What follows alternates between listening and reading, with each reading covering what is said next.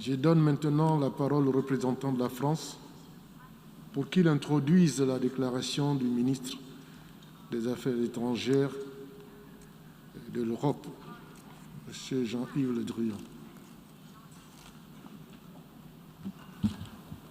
Monsieur le Président, j'ai l'honneur de laisser la parole à Monsieur Jean-Yves Le Drian, ministre de l'Europe et des Affaires étrangères, qui va prononcer l'allocution de la France.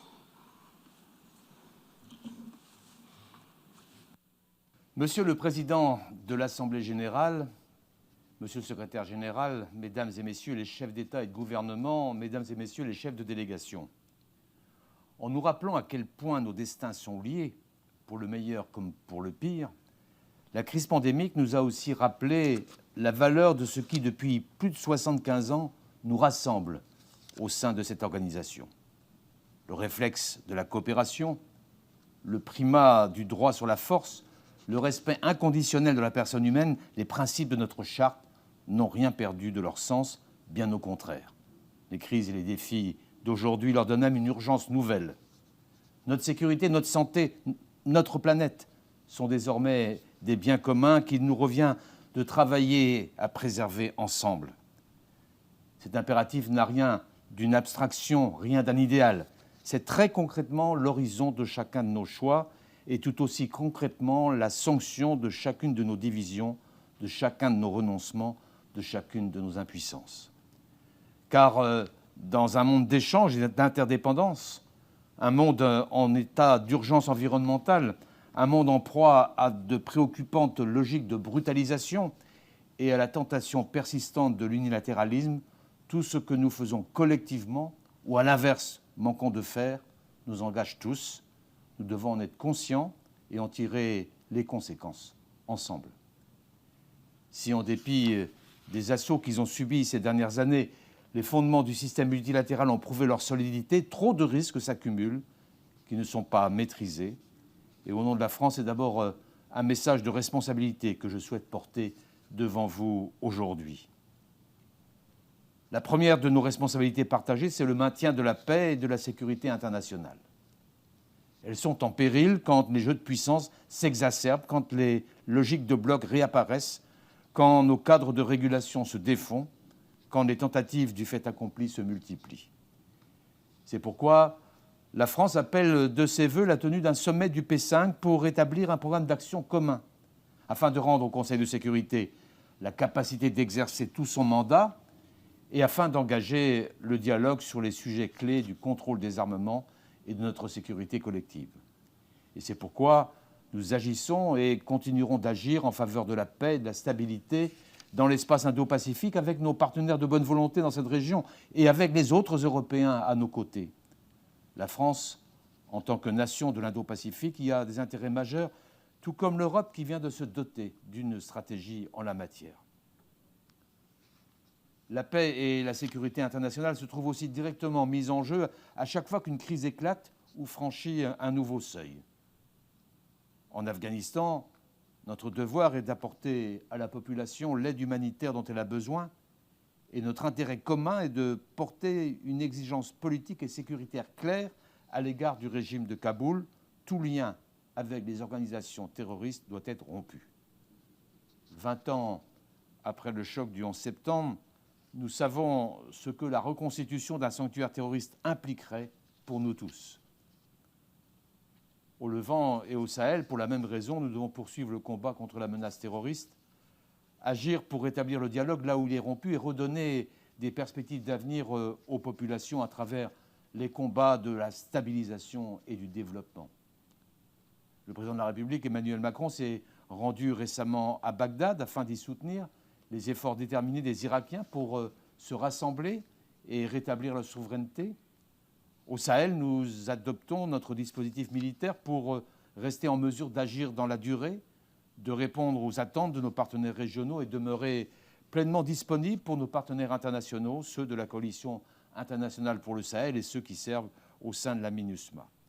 Cet effort, qui se traduit par de réels résultats, je veux pour preuve la neutralisation récente d'Abou Walid al-Sahraoui, Cet effort ne sera toutefois pas durable sans stabilité politique et sans le respect du chemin démocratique. Je pense notamment au respect du calendrier fixé pour l'organisation des élections au Mali, qu'il est impératif de respecter. En Libye, une voie crédible existe désormais pour rétablir l'unité et la souveraineté du pays, pourvu que chacun se conforme à ses obligations, que les mercenaires étrangers se retirent, que le cessez-le-feu perdure et que des élections se tiennent comme prévu, c'est-à-dire le 24 décembre prochain. La France souhaite que le Conseil de sécurité, les voisins de la Libye, ceux qui exercent une influence, agissent ensemble pour atteindre notre objectif commun d'aller au bout de la transition en cours. C'est le sens de la conférence internationale de soutien au processus politique et au rétablissement de la souveraineté libyenne que nous organiserons à Paris le 12 novembre prochain. Au Proche-Orient divisé, le long de la ligne de contact en Ukraine ou encore dans le Haut-Karabakh et dans le Sud-Caucase où le risque de la conflictualité n'est toujours pas écarté, nous devons prévenir les tensions, défendre le droit international et apporter un soutien collectif à la mise en œuvre de solutions politiques concrètes. Quant à la poursuite du programme nucléaire iranien, elle exige de nous la plus grande fermeté. L'Iran ne peut croire que le temps joue en sa faveur, car les risques d'une crise majeure augmentent à mesure que son programme nucléaire devient plus dangereux. Les positions américaines d'hier ne peuvent justifier que l'Iran continue de violer les engagements qu'il a pris au titre du JCPOA. La France prendra toutes les initiatives utiles au dialogue, mais le seul chemin possible demeure celui d'un accord permettant d'établir que l'Iran respecte à nouveau ses obligations. Il est donc indispensable que la négociation reprenne très rapidement. Les violations du droit international humanitaire constituent enfin une grave menace pour la paix et la sécurité internationale, en particulier lorsque des personnels humanitaires et médicaux sont pris pour cible, alors même qu'ils portent secours aux populations. Nous devons donc nous donner les moyens de mieux prévenir ces crimes et de punir ceux qui s'en rendent coupables en Syrie, au Yémen, au Niger, en RCA, en Éthiopie ou ailleurs. Notre responsabilité, mesdames et messieurs, c'est aussi de construire des réponses pragmatiques et solidaires aux grands défis globaux qui engagent notre avenir commun. À commencer par le défi du Covid-19, qui n'est pas derrière nous. Soyons très clairs, la santé des uns dépend de la santé de tous. Nous devons donc poursuivre les efforts qui, grâce à l'initiative ACTA, ont déjà permis à 141 pays de recevoir 255 millions de doses de vaccins. Il n'est pas possible que nous laissions se creuser encore la fracture vaccinale qui existe aujourd'hui entre le Nord et le Sud. Parce que le sens et la crédibilité même du multilatéralisme sont en jeu dans cette épreuve et parce que nous savons que l'immunité sera globale ou ne sera pas. Il est donc urgent d'obtenir une accélération des livraisons, de nous assurer que chaque vaccin livré soit bien administré et de renforcer nos capacités de production sur tous les continents. La France continuera d'y travailler en étroite concertation avec ses partenaires, notamment ceux du continent africain. Notre engagement de donner 60 millions de doses sera tenu d'ici la fin de l'année et nous sommes fiers de contribuer à financer un projet de transfert de technologie en Afrique du Sud qui devra permettre de développer sur le continent des capacités autonomes de production de vaccins ARN messagers. La solidarité internationale doit aussi prévaloir face à l'autre défi de la crise pandémique, le défi de la relance économique. L'initiative de suspension de la dette que nous avons prise au G20, puis l'établissement d'un cadre commun pour son traitement ont d'ores et déjà permis d'apporter une réponse à l'urgence. Mais il faut aller plus loin en construisant avec l'Afrique le nouveau pacte que le président Macron a appelé de ses vœux au sommet sur le financement des économies africaines en mai dernier. Le G20 doit s'engager pour que l'allocation des droits de tirage spéciaux que nous avons décidé au FMI soit rapidement complétée par la réallocation d'une partie d'entre eux aux pays qui en ont le plus besoin. La France est prête à transférer 20% de son allocation de TTS vers les économies africaines afin de renforcer la résilience des sociétés et d'accompagner la transition vers un modèle de développement soutenable et conforme à nos objectifs pour le climat et l'environnement. L'urgence environnementale doit en effet être au cœur de chacun de nos choix d'avenir. Sans fatalisme, car les experts du GIEC nous disent que si nous baissons rapidement le niveau de nos émissions, nous pouvons encore contenir le réchauffement à 2, voire même 1,5 degré Celsius. Il est urgent d'agir, mais il n'est pas trop tard. et le faire aussi sans demi-mesure, car, comme l'a dit avec force le secrétaire général, nous courons aujourd'hui à la catastrophe en raison d'engagements insuffisants qui nous mèneraient à un réchauffement climatique de 2,7 degrés dont nous finirions tous, sans exception, par payer le prix fort. La COP26, qui s'ouvrira le 1er novembre prochain, sera donc un moment de vérité. Chacun d'entre nous doit, en responsabilité, y apporter une contribution à la mesure des enjeux, à savoir des milliers de vies humaines, la stabilité internationale, l'avenir des nouvelles générations. Avant qu'il ne soit trop tard, nous devons nous retrouver autour de l'objectif de neutralité climatique à l'horizon 2050. Là encore, la France sera solidaire.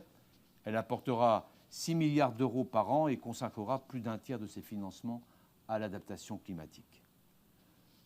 Ce combat pour le climat doit aller de pair avec le combat pour la biodiversité. À Marseille, lors du Congrès mondial de la nature de l'UICN, qui s'est tenu en début septembre, nous avons pris des engagements forts qu'il nous faut maintenant mettre en œuvre, en particulier concrétiser le projet emblématique de la Grande Muraille Verte au Sahel.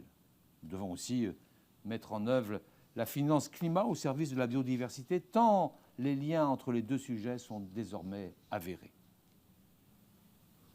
Dans cette période de redémarrage de l'économie mondiale, nous devons enfin veiller à ce que nos pratiques commerciales soient bien compatibles avec notre volonté de solidarité internationale et nos objectifs climatiques et environnementaux, en nous donnant de nouveaux leviers conformes aux droits de l'OMC, comme le mécanisme d'ajustement carbone aux frontières, que nous voulons mettre en place en Europe pour lutter contre les fuites de carbone, de la même manière que nous voulons lutter contre la déforestation importée et contre les violations des droits sociaux tout au long de nos chaînes de valeur.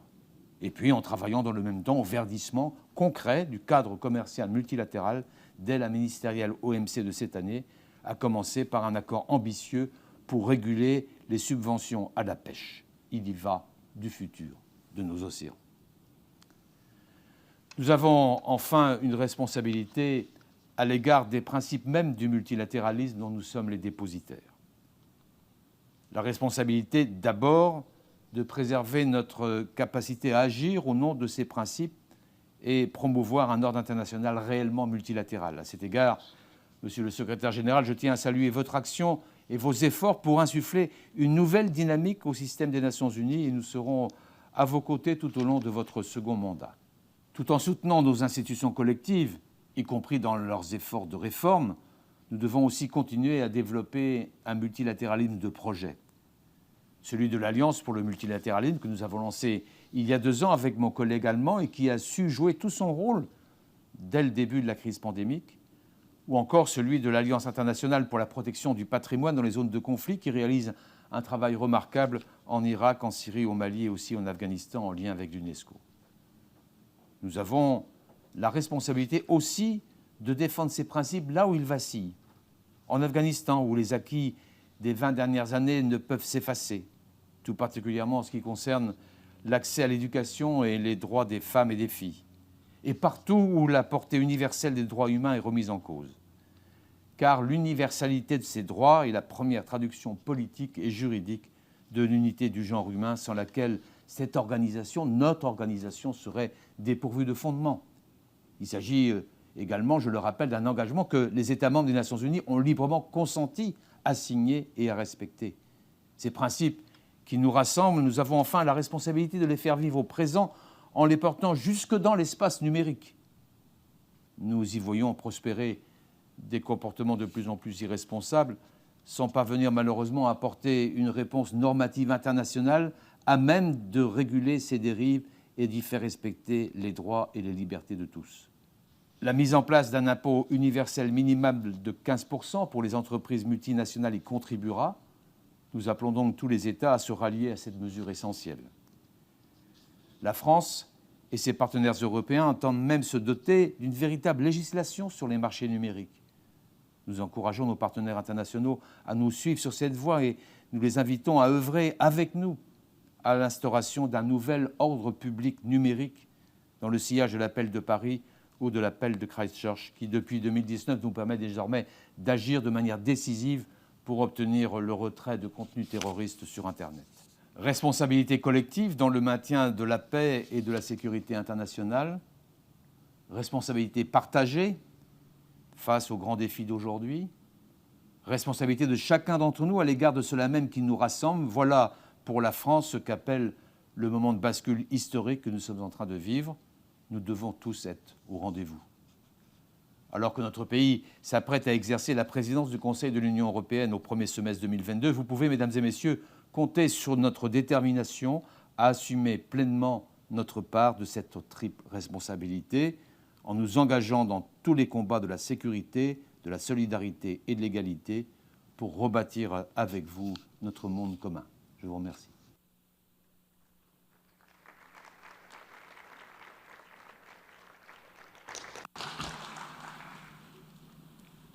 Je remercie le ministre de l'Europe et des Affaires étrangères de la France de la déclaration qu'il vient de prononcer.